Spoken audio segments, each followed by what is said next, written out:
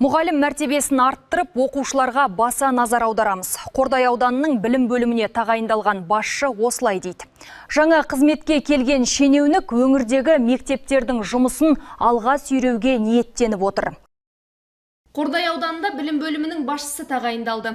Аталған қызметке бұған дейін дене шынықтыру және спорт бөлімінде жауапты жұмыс атқарған Әлімжанов Ғалым Бекмырзаұлы жайғасты. Ендігіде ол аудандағы білім сапасын арттырып, ұстаз мәртебесінің ұлғаюына ден қоймақ. Айта кетейік, лауазымды тұлғаны ұжымға облыстық білім басқармасының басшысы Нұрбек Ошыбеков таныстырған.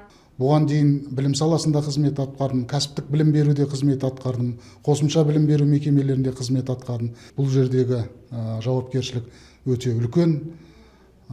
Жалпы балалардың білім деңгейін, тәрбиесі және де мұғалімдеріміздің жауапкершіліктері үлкен деп сенемін.